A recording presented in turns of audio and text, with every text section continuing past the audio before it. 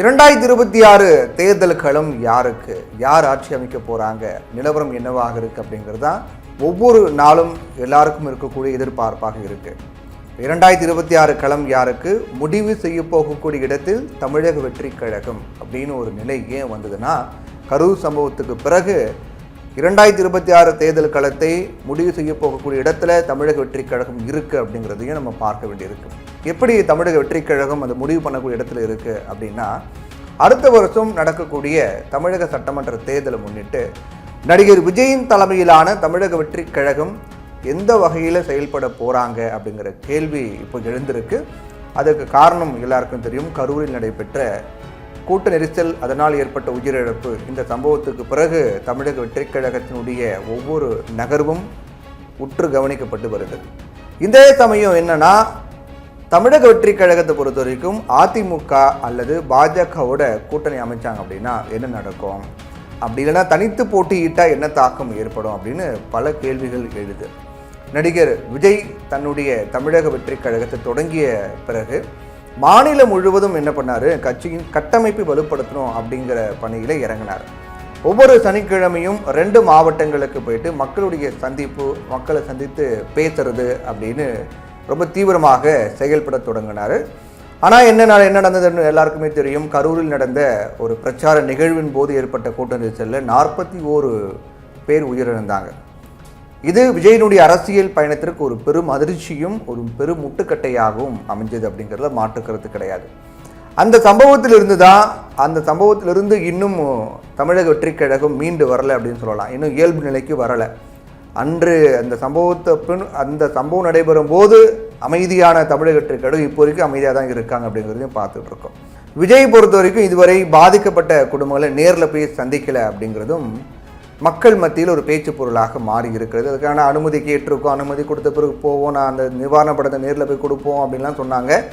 எல்லாமே இருந்தாலும் விஜய் இப்போ வரைக்கும் அந்த ஸ்பாட்டுக்கு போல மக்களை சந்திக்கலை நேரில் போய் அப்படிங்கிறதும் ஒரு பேச்சு பொருளாக, விவாத பொருளாக இப்போ வரைக்கும் இருக்குது.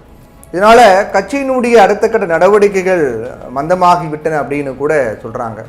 ஏன்னா கரூர் சம்பவத்துக்கு முன்பு தாவேக்கா, கரூர் சம்பவத்துக்கு பின்பு தாவேக்கா அப்படின்னு பார்த்தா நம்ம எல்லாருக்குமே புரியும். கட்சி இப்போ எந்த அளவுக்கு ஒரு மந்தமாக இருக்கிறது, அமைதியாக இருக்குது அப்படிங்கிறது நம்ம எல்லாருக்குமே தெரியும். இப்படிப்பட்ட ஒரு சூழ்நிலையை, ஏன்னா விஜய் அப்படிங்கிற ஒரு சினிமாவில் உச்சத்தில் இருக்கக்கூடிய ஒரு நடிகர், அதிக ரசிகர்களை கொண்ட ஒரு நடிகர், நிறைய சினிமா மூலமாக சம்பாதிக்கக்கூடிய ஒரு நடிகர். அப்படி இருக்கும்போது அப்படிப்பட்ட ஒரு நடிகர் இன்னைக்கு தமிழக வெற்றி கழகம் அப்படிங்கிற கட்சியை தொடங்கி செயல்பட்டு வரும்போது திடீர்னு ஒரு முட்டுக்கட்டையாக கரூர் துயர சம்பவம் அமைஞ்சது அப்படின்போது அந்த சூழ்நிலையை சாதகமாக பயன்படுத்தி கொண்டு விஜய் எப்படியாவது கூட்டணிக்குள்ளே இழுக்கணும் அப்படின்னு அதிமுக பாஜகலாம் முயற்சியில் இறங்கியிருக்காங்க அப்படிங்கிறத நம்ம பார்த்துக்கிட்டு இருக்கோம். 2 கட்சிகளுமே முன்னாள் அமைச்சர்கள் மற்றும் தமாக தலைவர் ஜி.கே. வாசன் உள்ளிட்டோர்லாம் என்ன பண்ணுறாங்க, தமிழக வெற்றி கழக தரப்பு கூட ரகசியமான பேச்சுவார்த்தைகளாக நடத்திட்டு வராங்க அப்படின்னு தகவல் வந்திருக்குது. எப்படியாவது என்டிஏ கூட்டணிக்குள்ளே வாங்க, அதிமுக கூட்டணிக்குள்ளே வாங்க, பாஜக கூட்டணிக்குள்ளே வாங்க அப்படின்ற மாதிரி பேச்சுவார்த்தைகள் ரகசியமாக போயிட்டுருக்கு. திமுக வீழ்த்தணும் அப்படின்னா தாவேக்காவின் கூட்டணி அவசியம் அப்படிங்கிற ஒரு நிலை உருவாகி இருப்பதை அதிமுகவினுடைய 2ஆம் கட்ட தலைவர்களாக உணர்ந்திருக்காங்க. அதனுடைய வெளிப்பாடு தான் விஜயை தொடர்ந்து கூட்டணிக்கு அழைப்பதன் பின் இருக்கக்கூடிய காரணம் அப்படின்னு பார்க்கப்படுது. அதிமுக 2ஆம் கட்ட தலைவர்களாக அதிமுக பொறுத்த வரைக்கும் ஓபிஎஸ் ஒரு அணியாகவும் இபிஎஸ் ஒரு அணியாக இருக்காங்க. ஓபிஎஸ், அதே போன்று சசிகலா, டிடி தினகரன், இப்போ செங்கோட்டையின் அதிருப்தி அப்படின்னு கட்சிக்குள்ளேயே பல சலசலப்பு இருக்கக்கூடிய சூழ்நிலையில் கூட்டணியும் பெருசாக அமையலை. இப்போ வரைக்கும் பாஜக அதிமுக கூட்டணி மட்டும் தான் அமைஞ்சிருக்கிறது. அந்த கூட்டணியும் பெருசாக அமையாத இருக்கக்கூடிய நிலையில், அதே போன்று கட்சிக்குள்ளேயும் சலசலப்பு இருக்கக்கூடிய நிலையில் விஜய் அதிமுகவோட கூட்டணி அமைச்சார்னா திமுக வீழ்த்தலாம் அப்படிங்கிறது தான் அதிமுகவின் 2ஆம் கட்ட தலைவர்கள் மட்டும் கிடையாது, எடப்பாடி பழனிசாமியுடைய கணிப்பாகவும் இருக்கிறது.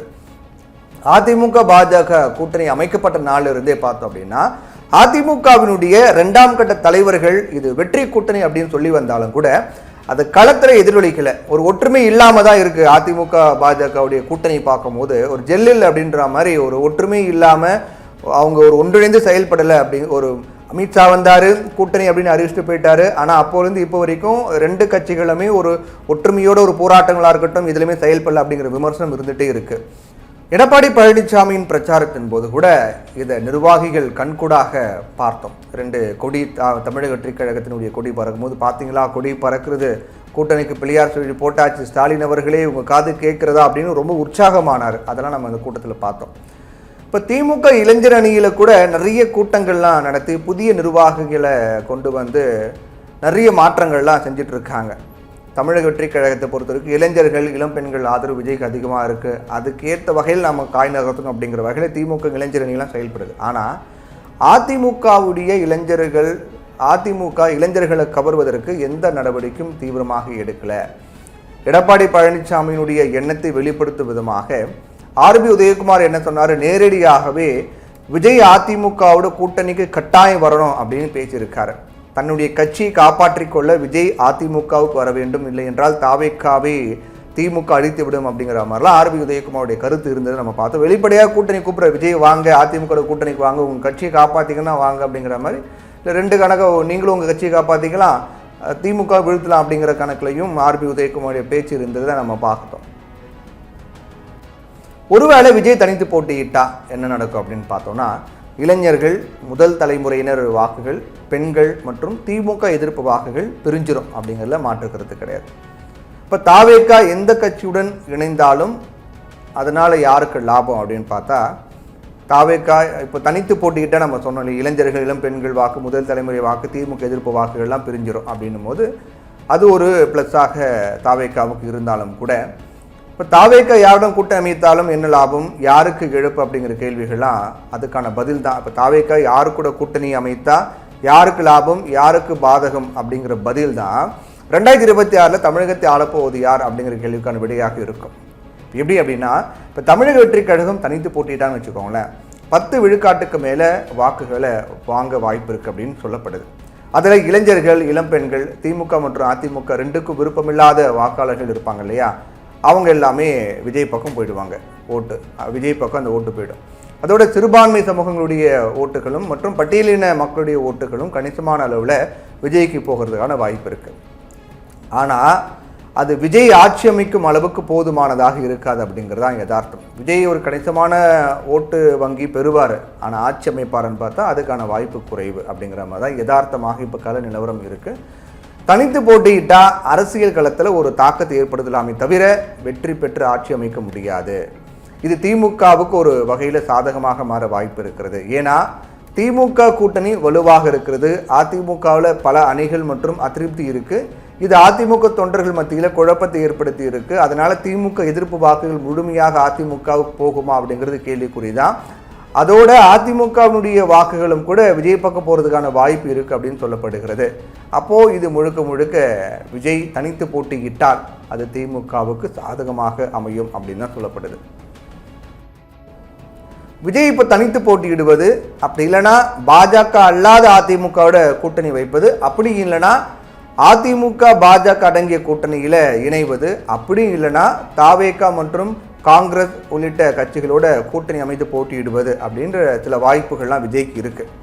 இப்போ தாவேகா அதிமுக கூட்டணி அமைந்தாலோ அல்லது தாவேகா பாஜக அதிமுக கூட்டணி அமைந்தாலோ அல்லது அது ஒரு வலுவான கூட்டணியாக மாறும் அப்படிங்கிறதுல மாற்று கருத்து கிடையாது.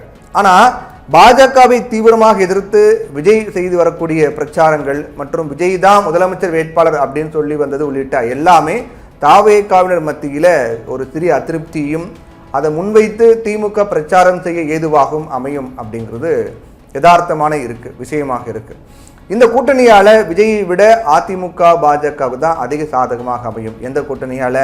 தாவேகா அதிமுக பாஜக கூட்டணியால் தாவேகாவை விட அதிமுக பாஜகவுக்கு அதிக சாதகமாக அமைய வாய்ப்பு இருக்கும். அதோட சிறுபான்மையினர் ஓட்டுகள் மீண்டும் திமுக கூட்டணிக்கே திரும்பும். ஏன்னா விஜய் தான் போய் பாஜக கூட்டணி வச்சுட்டாரு அப்படிங்கிற வகையில கூட அது போகிறதுக்கான வாய்ப்பு இருக்குது. அதே நேரம் தாவேகா காங்கிரஸ் மற்றும் விசிக விடுதலை சிறுத்தைகள், அதாவது தாவேகா காங்கிரஸ் விசிக உள்ளிட்ட கட்சிகள்லாம் ஒருவேளை இணைந்து போட்டிட்டாங்க அப்படின்னா, மூன்றாவது அணி உருவாக்கினாங்க அப்படின்னா திமுக கூட்டணிக்கு ஒரு பெரும் பாதிப்பை ஏற்படுத்த வாய்ப்பு இருக்கிறது.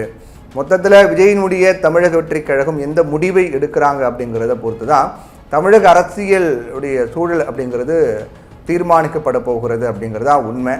இப்போதைய சூழ்நிலையில் பார்க்கும்போது விஜய் பெரும்பாலும் அதிமுக கூட்டணி போகிறதுக்கான வாய்ப்பு தான் அதிகமாக இருப்பதாக சொல்லப்படுது. அப்படி இல்லைனா தனித்து போட்டியிடுறதுக்கான வாய்ப்பு இருக்குது அப்படின்னும் சொல்கிறாங்க. பொறுத்திருந்து பார்க்கலாம். இது எப்போது எப்படி வேண்டுமானாலும் மாறும். என்ன மாற்றம் வரப்போகிறது, அந்த மாற்றம் யாருக்கு சாதகமாக அமைய போகிறது அப்படிங்கிறத பொறுத்திருந்து பார்க்கலாம்.